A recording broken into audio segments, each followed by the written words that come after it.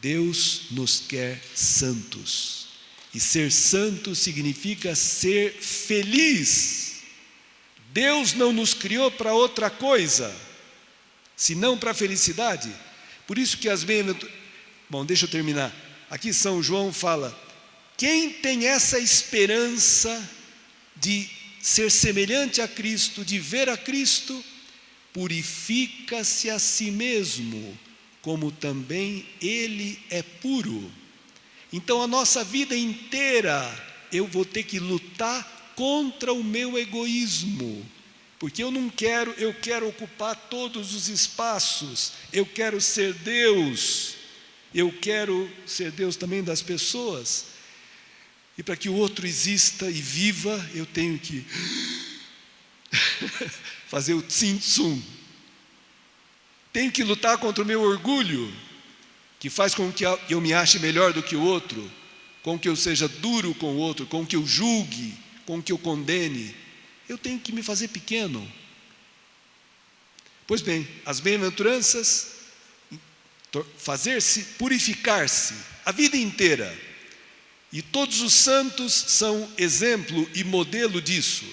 Teve santos na história da igreja com um caráter horrível. Tinha um santo, foi o santo da mansidão. Na mesa de onde ele trabalhava, embaixo, descobriram uns riscos. Ele era tão colérico, de caráter colérico, de estupim curto, que ele, às vezes, para não ofender alguém, para não jogar alguma coisa em alguém, ele riscava a madeira com a unha. Fazia aquilo porque Deus o inspirava. Ele era assim, ele tinha um caráter colérico. Mas ao invés de sair dando pancada em todo mundo, ele se controlava, se continha e pedia a Deus a graça de poder. Todos os santos, irmãos, lutaram contra si mesmos, contra o seu egoísmo. Não existe a santidade. Você pega a Santa Teresinha, estava vendo ela falando sobre a santidade, coisas lindíssimas. E ela fala: eu não sabia que para ser santo precisava sofrer tanto. Ela ofereceu a sua vida em holocausto a Deus. E Deus aceitou. E teve uma doença com muito pouca idade, que era terrível, era uma espécie de uma tuberculose, que ela não conseguia respirar. E ela falava: eu não sabia que Deus, eu só aceito isso porque eu pedi a Deus. E Ele me atendeu, Ele aceitou que eu oferecesse minha vida pela salvação dos homens. Mas ela tinha um conceito de santidade maravilhoso. Eu vou ler aqui para vocês só um trechinho. Bom, primeiro ela dizia: não quero ser uma santa pela metade. Depois ela dizia: Ele, o Senhor, me fez compreender que minha glória não apareceria aos olhos dos mortais. É a santa das pequenas coisas, de fazer as pequenas coisas rotineiras com amor. Suportar aquela pessoa chata, aquela pessoa insuportável, né? Com paciência, com um sorriso. Ela era santa das... Então, Ele me fez compreender que minha glória não apareceria aos olhos dos mortais, que ela consistiria em me tornar uma grande santa. Esse desejo poderia parecer temerário, poderia parecer uma pessoa presunçosa, vaidosa, né? Se consideramos como era fraca e imperfeita, e como ainda o sou após 7 anos de vida religiosa. Contudo, preste atenção que isso aqui é lindo, sinto sempre a mesma confiança audaciosa de me tornar uma grande santa, pois não conto com meus méritos, pois não os tenho absolutamente, mas espero naquele que é a virtude, a própria santidade. Ela não contava com os seus méritos, mas com a graça de Deus, que é a santidade.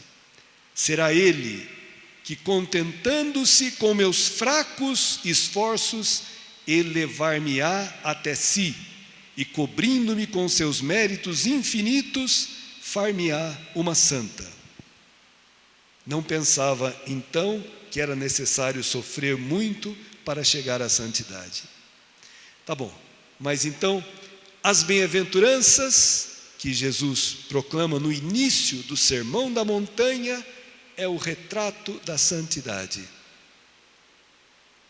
É a fotografia de Jesus Cristo. Bem-aventurados, não é uma lei, não é um decreto, é uma proposta de felicidade. Bem-aventurado significa felizes.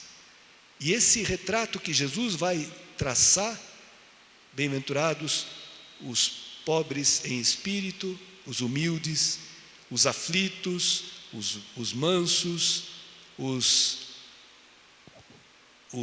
que têm fome e sede de justiça, os misericordiosos, os puros de coração, é aquilo que ele viveu. É uma felicidade contrária à felicidade desse mundo. O mundo fala, feliz quem é muito rico, quem tem muito poder, feliz quem é muito bonito, muito bonita. O Evangelho fala outra coisa. A felicidade está em ser humilde, em dar espaço para que Deus haja na tua vida. Reconhecer que você é um pobre pecador, uma criatura, que você não é Deus. E deixar Deus agir na tua vida. O mundo fala, feliz quem não tem problema, quem não tem sofrimento, quem tem uma saúde perfeita, quem não tem a cruz na sua vida. O mundo fala. Cristo fala, felizes os aflitos, os que têm a cruz, os que choram, os que reconhecem os seus erros, serão consolados por quem? Por Deus. Serão consolados. Os verbos, só a primeira bem-aventurança e a última, que estão no presente. Deles é o reino dos céus. Todas as outras estão, a promessa está no futuro. Serão consolados, serão saciados, verão a Deus, alcançarão misericórdia. Tá bom, irmãos? Bendito seja Deus que quer fazer isso na nossa vida. Por isso, meditarmos essa palavra e meditarmos também Santa Teresinha. Uma hora ela fala uma coisa bonita. Tenho necessidade de um alimento para a minha alma.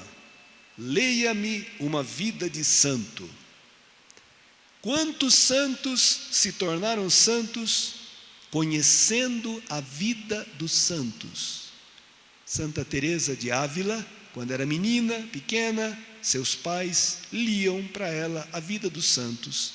E ela foi se enchendo de amor a Cristo, de desejo de salvar os homens. Um dia saiu com o seu irmão com uma mochilinha, tinha 10 anos, 9 anos, o irmão menor ainda.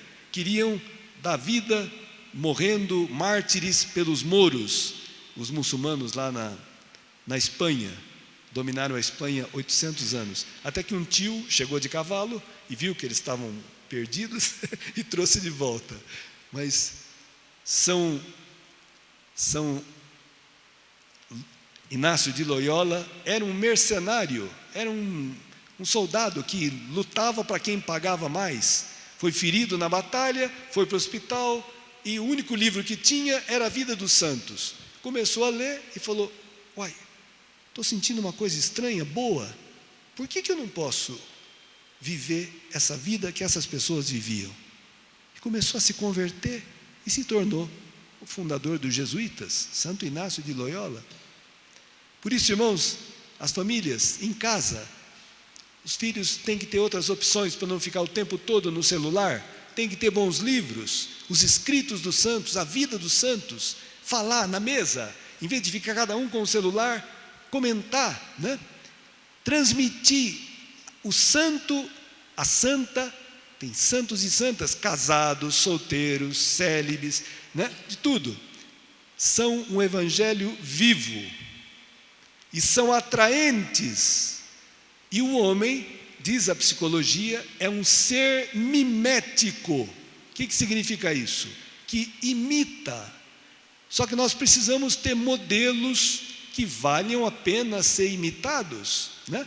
Porque tem modelos horríveis, e que os jovens muitas vezes, e por isso que hoje os modelos são os jogadores de futebol, então a moçada começa a se tatuar, horrível, que o corpo humano é tão bonito e consegue ficar feio de tanto rabisco, de tanto, né, coisa que fazem, porque os modelos estão errados. E nós cristãos católicos temos milhares de modelos lindos para mostrar para os filhos, e não conhecemos, não nos interessa, não. Por isso, irmãos, que essa festa de Todos os Santos nos ajude, e temos esses irmãos intercessores. Daqui a pouco nós vamos rezar o credo, o creio, e um dos artigos, creio na comunhão dos santos. Ou seja, essa turma que já venceu, que passou pela grande tribulação e não perdeu a fé e não apostatou, está ali torcendo para que você e eu fiquemos firmes, creiamos nessa boa notícia e deixemos o Senhor nos santificar. Vamos então professar nossa fé, preparando-nos para a Eucaristia. Creio em Deus Pai Todo-Poderoso, Criador do céu e da terra, e em Jesus Cristo, seu único Filho, nosso Senhor, que foi concebido pelo poder do Espírito Santo, nasceu da Virgem Maria, padeceu sob Pôncio Pilatos, foi crucificado, morto e sepultado, desceu à mansão dos mortos, ressuscitou ao terceiro dia, subiu aos céus e está sentado à direita de Deus Pai Todo-Poderoso, de onde há de vir a julgar os vivos e os mortos. Creio no Espírito Santo, na Santa Igreja Católica, na comunhão dos santos, na remissão dos pecados, na ressurreição da carne, na vida eterna. Amém.